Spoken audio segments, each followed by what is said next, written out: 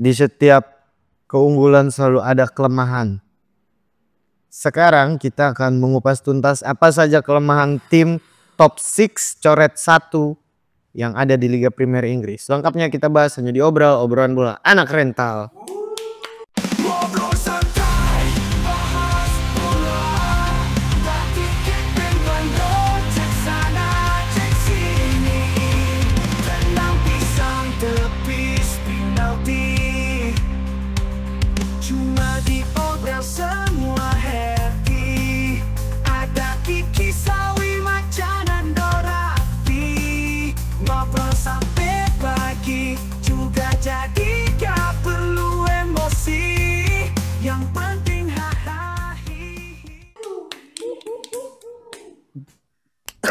Kembali lagi dengan format duo andalan kalian semua yang akan menggebrak hegemoni Coach Justin serta Panji Suryono dan juga Mas Sabto Haryo dan juga Versi Idris dan semua rekan-rekan Jebret Media lainnya, karena kami sejatinya akan menjadi the next mas-mas biasa. Oke, sebelum itu kita mau bahas soal kelemahan. Gak Afdol, udah banyak yang bilang soal keunggulan, soal kelebihan dari tim-tim di Liga Premier Inggris. Cuman kita bahas 6 coret 1 doh. Karena satu lagi seharusnya nggak ada di situ. Satu lagi nyerosot ya. Satu lagi nyerosot. Yaitu Tottenham Hotspur, Tottenham. Karena Tottenham ini sebenarnya bukan tim big lah kalau bisa dibilang. Middle up aja dia. Belum nyampe ke big. Oke. Sekarang perkenalkan dulu. Nama saya Berdimo, saya adalah host yang memimpin jalannya acara kesayangan kalian semua. Di depan saya di siapa? Nando Alien XT112. Ya, apa sih udah bikin nama Ilyak ini Nando? Apa tuh yang project militer sama alien Amerika namanya apa? Romulus. Bukan Area 5. Oh, Area 51. Area 51 Area di Amerika. Iya. Lu habis dari mana? Gua emang dari janganlah, nanti aja ada UFO-nya. Oh, Senamop namanya. Senamop. Ya. Bikinan mana itu dah? Punya alien. Gua kira kepahat. Punya alien. Ya lu nggak nonton Alien Romulus? Itu nyata itu. Itu nyata. Alien nyata menurut lu? Itu di Netflix. Banyak di mana-mana. Udah lumayan lama. Kalau enggak inilah yang umum, Alien versus Predator. Tahu gua. Ya kan? Umum kan? Tapi tetap aja lah nggak masuk akal kehadiran alien di bumi itu cuman apa ya? Fiksi sains modern doang. Loh. Semua nggak masuk akal. Itu karena zaman aja, Ki. Semua kan masuk akal. Dulu telepon nggak masuk akal. Masa lu bisa muka lu ada di sini, satu lagi ada di Inggris? Gimana caranya? Ya tapi kan semua udah berkembang. Tapi Semua udah terjawab. Telepon udah terjawab. iya. Dulu juga Orang belum terjawab. pasti kayak gitu. Berarti Pasti ada nih alat kita belum komunikasi nih di masa depan. Oh, orang menurut gua aja Neil Armstrong ke bulan bohong. Itulah kurangnya kepercayaan sama hal-hal ilmiah. Negara kita tuh terlalu Mistik. apa istighfar, apa ikhlas, apa santet, ya kan? Bagus istighfar, tapi kan harus ada tindak lanjutnya, bukan cuma ya Allah nggak ngapa-ngapain kan habis itu kan. Orang kita banyak yang gitu. Itu Harusnya habis istighfar, sabar, ikhlas, lakuin langkah-langkah selanjutnya buat menuju keikhlasan. Oke, kalau gitu kita bahas berapa nih? Alien berarti ya? Alien. Kita bahas kelemahan tim top 5 lah, top 5 IPL doh. Karena udah begitu banyak perdebatan soal keunggulan tim ini, tim itu, tim ini, tim itu, tapi sedikit yang bahas celah. Mungkin banyak pelatih-pelatih 15 tim di IPL lain yang bakal nonton video ini dan tahu buat pembelajaran dia. Oh, kalau lawan City, kalau lawan Arsenal, kalau lawan Chelsea bakal gini nih. Dan ya lagi-lagi gue cuman bisa bilang thanks to me later lah gitu. Tuh Nando minum McD, istri reveal. Dikasih. Wahyudi, konspirasi Wahyudi. Apa tadi? Ya pokoknya itulah. Kita bergeser, kita mulai dulu dari Ji katanya Ji, itu Ji. kita akan mulai dari tim yang musim lalu jadi juara, Manchester City. Walaupun setiap musim mungkin kelemahannya akan berbeda ya dong. Ya. Cuman kita spesifik bahas di musim ini karena musim ini tuh hampir separuh jalan ya. Udah mau separuh jalan, hampir. Ya mungkin udah 2/3-nya setengah lah gitu berjalan.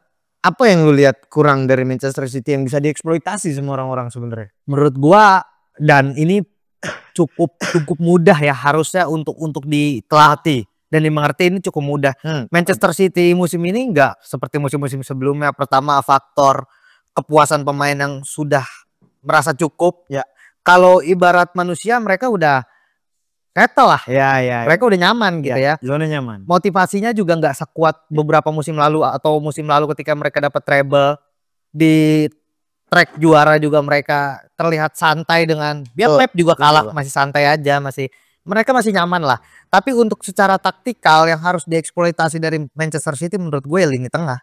Lini tengah Manchester City kehilangan Rodri, kehilangan De Bruyne, dan menurut gue dua nama itu udah di luar yang lain bongkar pasang lah ya. Ada sembuh, cedera, ganti, masukin pemain Matheus Nunes, masukin Kovacic dan lain-lain, tapi ya itu nggak sedominan Rodri dan De Bruyne ketika fit gitu. Dan menurut gua lini tengah Manchester City harus benar-benar dieksploitasi kalau lu mau menang. Gimana caranya ya balik lagi secara, kalau kita ngebahas secara taktikal untuk mengeksploitasi lini tengah Manchester City kan halangannya dua.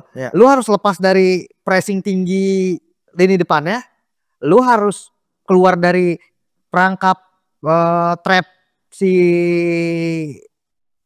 siapa? Diaz dan kawan-kawan kan. Sementara City terbukti dan Pep khususnya terbukti belum punya jawaban untuk sekelas Pep, bahkan menurut gua belum punya jawaban dengan kualitas pemain gitu loh. Makanya kalau kita agak melebar, kalau banyak yang bilang yang penting sistemnya. Kalau sistemnya berjalan mau lu taruh siapa tetap bisa, nggak bisa menurut gua. Sistem itu dibuat dan disesuaikan oleh pelatih hebat, apalagi dengan intelijensi pemainnya dong, pasti dong. Apalagi Pep, gue yakin banget lah dia tahu ketika Rodri cedera satu musim, De Bruyne cedera terus-terusan, untuk adaptasi dan mengurangi agresivitas Manchester City ya pasti akan berkurang. Akan nggak akan sampai ke potensi maksimal yang udah Pep tunjukin lah. Jadi menurut gua kalau memang kita berandai-andai gitu, apa yang harus dilakukan melawan Manchester City? Formasi terbaik menurut gua yang 4-3-3. 4-3-3 dengan asumsi wah ini panjang nih. Santai aja. Dengan asumsi Manchester City ngepres. Kita coba lawannya siapa misal? Brighton. Brighton main dalam 4-3-3. Asumsi Manchester City ngepres, Haaland di depan. Bola dari kiper ke kaki back tengahnya Brighton, dari kiri. Apa yang harus dilakukan kan? Menurut gua ini gua akan gua akan coba gambarkan dengan sederhana dan bisa divisualisasi gitu. Bola dari kiper ke back tengahnya bagian kiri Brighton, ya kan? Apa yang harus dilakukan back kanannya? Back kanannya maju. Back kanannya maju, gelandang bertahannya atau gelandang sisi kirinya turun. Ntar lu gini. Kita jelaskan perannya deh ya. Kiper. Kiper udah pasti kiper sekarang bisa distribusi bola. Harus. 4 belakang, 2 wing back, 2 center back nih. Gelandang tengah, gelandang jangkar, gelandang kiri cover area kiri. Dengan opsi lebih banyak distribusi bola, lebih banyak bermain true pass, lebih banyak bermain switch play. Gelandang kanan lebih agresif dan bantu offense. Ya kan? Asumsi bola dari back kiri, apa yang harus dilakukan? Gelandang kiri turun, back tengah naik, bikin triangle. Di antara Haaland. Segitiga di antara Haaland. Iya dong. Masuk akal. Asumsi pertama, ketika back kanan tengah naik, Otomatis tengahnya City naik ngepres. Tengahnya City naik. Ya kan, kebayang kan? Iya, iya. Tengahnya City naik ngepres, siapa yang lepas di situ? Gelandang bertahannya. Gelandang bertahan. Karena yang harusnya nge-cover gelandang bertahannya, dia ikut naik untuk ke back, ya kan? Asumsi pertama. Ini kita ngomong untuk melepaskan dari pressing ya. Dari pressing. Asumsi kedua, kalau misalnya gelandang tengah yang naik, gelandang bertahannya City atau double pivot ya, turun ke gelandang bertahannya Brighton, apa yang harus dilakukan? Gelandang kanan cut inside. Oke. Gelandang kanan cut inside. Yang gantiin siapa? Lini depannya kan? Lini depan masuk. Depan masuk, otomatis lu overload di tengah. Oke. Ya kan? Asumsi ketiga. Ya kan? Ini kita ngomong untuk nyebrang ya, untuk ngelewatin lini depan ya. Ngelewatin lini depan. Asumsi ketiga, yang masuk right inside ditutup back City. Wing back City turun juga nih. Wing back City ngikut si gelandang kanan. Wing back kanan, winger kanan punya space. Ya. Itulah kenapa gue bilang gelandang kiri harus bisa akurasi passingnya tinggi untuk main switch play ke kanan. Ya kan? Ya, ngerti. Sebenarnya kalau kita mau banyak, ini masih banyak opsinya, ya kan? Ketika lu udah berada di posisi gitu, asumsi lah wingback udah naik dong pasti dong, ya kan? Winger dia turun, kanan ketutup. Apa yang harus dilakukan? Winger kiri masuk ke tengah. Winger kiri masuk ke tengah. Otomatis back tengah. Ya. Ini asumsi keempat berarti. Iya, asumsi keempat. Back dia diisi Ruben Dias. 1 lawan 1. Winger kiri kita masuk. Iya dong. Winger kiri kita masuk. 2 lawan 1 posisinya. Jumlah. Dan apa yang terjadi yang dilakukan oleh gelandang kiri, apa yang harus dilakukan? Ketika posisi udah 2 lawan 1. Menurut lu apa yang harus dilakukan? Ketika 2 lawan 1, iya passing bikin bingung, terobosan. Nah, menurut gua menariknya sepak bola adalah misdirectionnya itu sesuatu yang bisa sangat nyata. Kayak ketika lu 2 lawan 1 tarik, orang semua berpikir bola akan oper ke 2 lawan 1. Padahal mereka nggak ngelihat sisi kiri kosong. Wingback lu udah punya space main di sana. Karena winger kiri lu udah pasti fokus sama yang pegang bola di gelandang pegang bola pasti di cover 2. Dan kenapa gue bilang akurasinya harus bagus dan 2 lawan 1 di tengah? Karena itu misdirection kan. Presentasi lu long ball walaupun 2 lawan 1 berapa persen sih? Tapi ketika lu main ke kiri, wingback lu punya space, itu akan main. Dan menurut gue kalau memang lu bisa bermain seperti ini, jangan kaget kalau City banyak kecolongan dari terupas winger gitu ya. Jadi menurut gue itu hanya satu simple taktikal gitu. Apa yang harus dilakukan? Sebenarnya masih banyak lah kombinasi yang menarik, tapi ya masa gratis ya. Berbayar ya? Ya berbayar. Ya, ini berarti sederhananya adalah cara ngelewatin high press City. Ibaratnya lu main triangle dengan permutasi rotasi posisi yang spesifik gitu ya. Itu maksud gua, cara melewati high press City adalah triangle pertama adalah kunci, dan lu cuma perlu satu pemain yang hebat dalam passing, hebat dalam crossing, punya visi yang baik.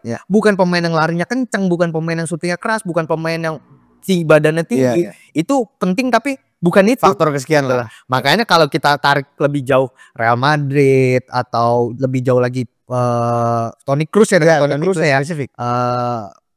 Paul Scholes gitu, atau Pogba di Juventus juga perannya banyak kayak gitu ketika Vidal dikasih lebih kebebasan menyerang.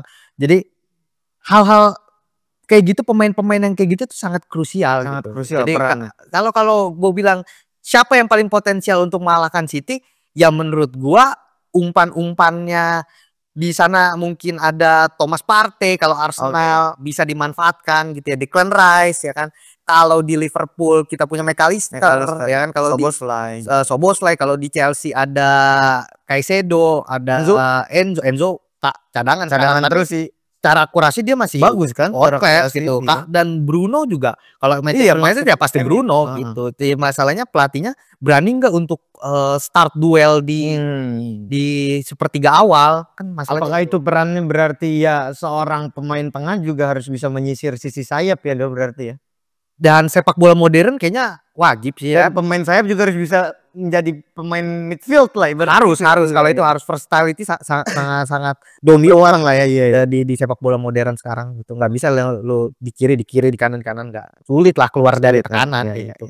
Karena posisi stagnan cuman menghasilkan mudahnya lawan membaca pergerakan gitu ya. Kebaca banget. Oke, menarik. Baru satu Manchester City. Jadi kelemahannya ada di situ. 5 menit lagi. Fuck lah. Goblok ini. Sekarang kita bergeser ke tim yang lagi ada di puncak sekarang. Liverpool masih di puncak kan? Liverpool dong. Spesifik bersama Arne Slot di musim pertama. Kalau ada satu hal kelemahan besar yang bisa lu ambil, apa? Balik lagi ke kualitas pemain. Kedalaman squad ya. Kedalaman squad, kualitas benchnya ya itu udah pasti di luar taktikal, dan ya udah pasti ketika lu melakukan sesuatu yang ekstrim, yang dikorbankan juga cukup besar gitu. Dengan Liverpool yang berani high press gila-gilaan, lini belakang dan pass break akan jadi makanan utama lawan. Apakah? Tapi gue juga suka menyoroti tuh lini tengahnya Liverpool. Lu setuju gak dong? Soalnya kayak suka ke skip. Karena kita ngeliat juga secara kualitas memang gak bisa dibandingin sama era-era kejayaan Wijnaldum, Jordan Henderson, trio siapa satu lagi? Si Fabinho.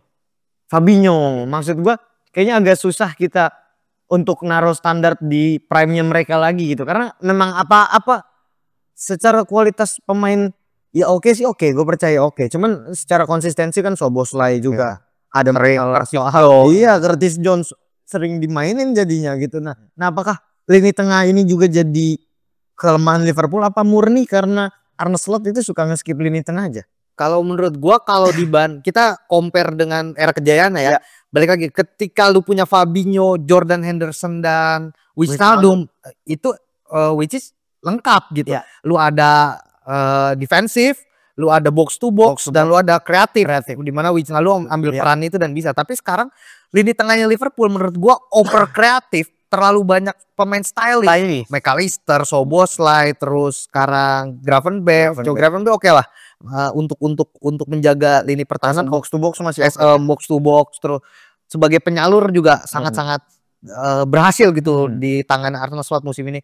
Tapi balik lagi, taktikal Liverpool itu bukan mengalirkan bola dari lini tengah, tapi dia menumpuk pemain di wingernya. Szoboszlai sering banget isi kiri bersama Salah. Isi kanan sama Arnold sama Salah. Di kiri Luis Diaz. Menariknya Liverpool di kiri adalah Luis Diaz, Robertson, tapi bukan McAllister. Justru yang ngisi lini kiri dominan siapa? Darwin Núñez. Núñez numpuk pokoknya ya. McAllister masuk ke tengah. Jadi ya nomor 10 lah kasarnya. Dan yang menarik dari Liverpool, kenapa mereka melakukan itu ketika menyerang? Ya menurut gue memang karena kekuatan Liverpool. Arne Slot sadar dari lini sayap gitu, dari sisi sayap berapa gol mereka memang dominan dari sayap. Dan ketika bertahan, apa yang dikorbankan ya defensive line mereka tinggi banget kan, karena mereka mau nggak mau harus stop ball dari lini terdepan gitu. Jadi menurut gua berapa kali Liverpool kena serangan balik, walaupun golnya masih termasuk paling sedikit kemasukannya ya, tapi ya buat gua sih bukan yang tanpa celah. Bisa dilihat ketika lawan Arsenal kemarin, Arsenal berapa kali nyolong, dapat space luas kan, karena nggak dapet gitu Liverpool di depannya, gagal ngambil lah. Jadi menurut gua kalau soal Liverpool sih memang high risk, gaya mainnya high risk, tapi ya berhasil gitu. Cuma far high return juga ya. Iya, sangat-sangat, tapi bukan tim absolut. Menurut gua nggak beda lah sama gaya mainnya City yang lebih aman, lebih. Cuma secara permainan jauh lebih menghibur menurut gua. Sangat atraktif. Karena ibaratnya nggak perlu nunggu masuk setengah lapangan atau masuk setengah lapangan pertahanan, dia buat main agresif lah ya, dari awal udah agresif. Kita nggak lihat pemain jalan.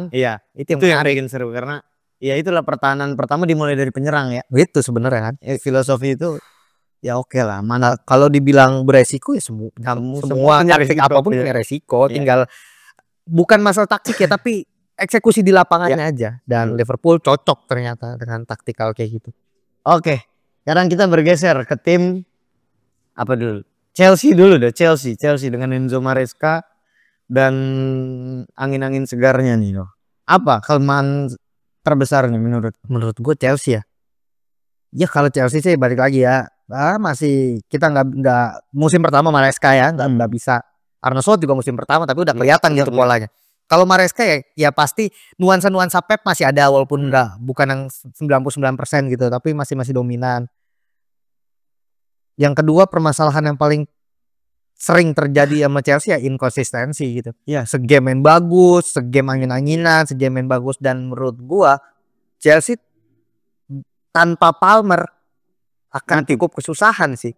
Karena gue yakin Maresca nggak bilang bolanya harus dari Palmer, tapi karena dominasi Palmer di musim lalu, Palmer merasa dia superstarnya, secara nggak langsung bola selalu sampai ke Palmer terus gitu. Bolanya selalu disuplai ke Palmer dan memang musim ini luar biasa juga Palmer, tapi beberapa kali juga akhirnya ego Palmer, Madueke, Jackson enggak lah, Jackson udah oke lah. Palmer sama Madueke lah. Itu sering bentrok tuh secara ego dan yang di luar pola penyerangan ya. Lini belakang Chelsea harus dikoreksi. Iya, harus benar-benar harus dikoreksi ya. Itu yang penting ya karena ya bisa gue bilang tim yang belum settle di lini pertahanan ya Chelsea lah sebenarnya. Chelsea pemainnya di atas kertas namanya beberapa nama besar lah.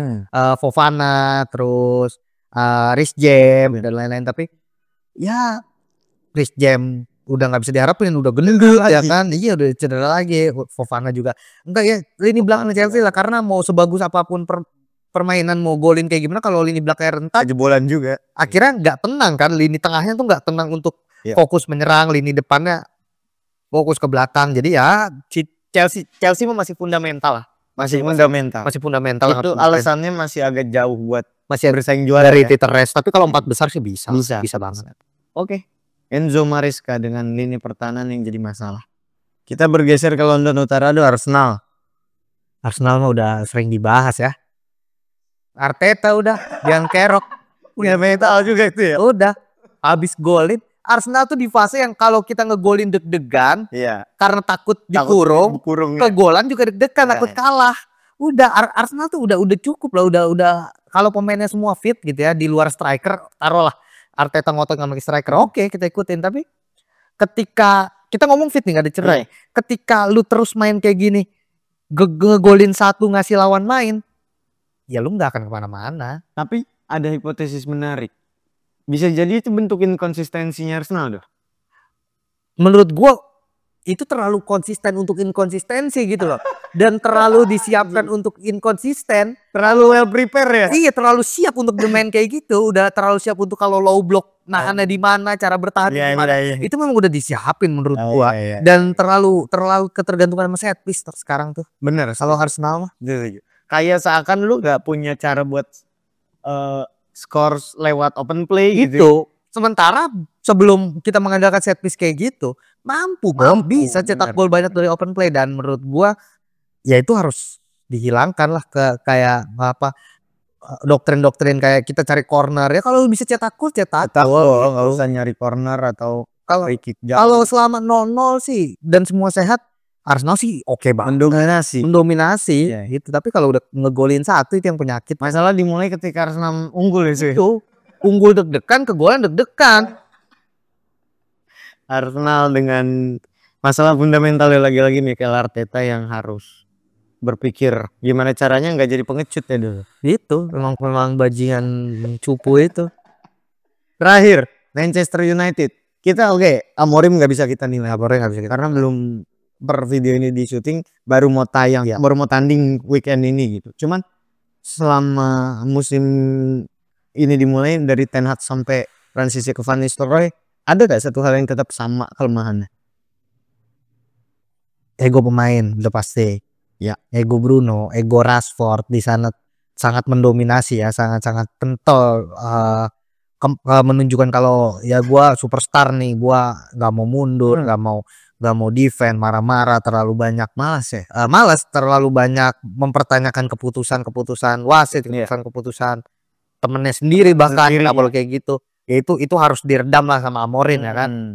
Terus secara lini belakang juga Lini belakang nggak kurang. konsisten karena terlalu banyak bongkar pasang. Apa kan. tengah juga tuh? Menurut gue tengah juga lagi. Lini tengah Tapi setelah lebih baik. Ten Hag Vini. cabut mulai stabil. Iya. Duet Ugarte dan Casemiro udah mulai Casemiro, menemukan ritmenya Iya, tuh. iya. Udah, dan dia jam terbang nggak bohong lah. Casemiro udah bisa handle itu lah. Permasalahannya kan ego superstar, ada Bruno, ada Rashford, dan ego pemain muda si Højlund, Garnacho juga problematis berapa kali kan. Terus Diallo di sana yang pengen dapat kesempatan, pengen menunjukkan, dan itu kalau nggak ada pelatih yang bisa mengontrol atau meredam itu akan susah gitu. Apalagi lini belakang masih bongkar pasang. Mazraoui, Dalot, terus si Johnny Evans masih suka dipasang. pasti bongkar-bongkar pemain, dan menurut gue sih MU sih sabar dulu lah. Kayak belum ada pakem yang ajek gitu. Itu belum bisa lah untuk musim ini, itu masih Pakemnya tuh nggak ajek gitu. Jek gitu. MU masih jauh. Masih jauh. Masih perlu banyak sentuhan-sentuhan pelatih untuk meredam pemain-pemainnya gitu. Harus bermain seperti tim gitu. Harus bermain tim. Gue bingung. Awalnya gue bingung gitu doh, karena ketika Van Nistelrooy masuk, Ugarte dan Casemiro tuh kan sering main ya. Ini dua-duanya kan defensive minded gitu doh. Tapi gue keinget lagi ketika Arsenal memainkan Partey dan Declan Rice gitu. Dua-duanya kan secara instingtif itu defensif gitu. Tapi ternyata Casemiro dikasih peran lebih menyerang dan bisa gitu. Ugarte lebih menjaga kedalaman, lebih oke. Karena Casemiro juga berapa kali blunder ketika di bermain terlalu deep ya kan. Akhirnya dikasih kebebasan untuk eksplorasi lini tengah dan akhirnya berhasil ya. Saat berhasil. Menarik. Jadi Bruno juga nggak terlalu banyak lingkup untuk nguasain bolanya ya.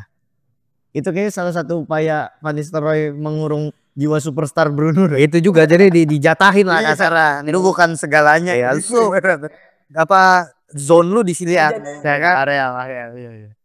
Zona di situ saja. Oke, kalau gitu gimana? Sudah mulai berhenti menganggap kami sebelah mata karena pemahaman sepak bola kami yang luar biasa? Kalau gitu subscribe dulu dong. Nonton juga. Gimana caranya orang bisa tahu kita ngomong nonton kalau diganggu videonya? Jangan lupa ditonton. Oke, semuanya nanti kita balik lagi bahas sepak bola dari berbagai belahan dunia. Sampai bertemu lagi di obrolan bola anak rental.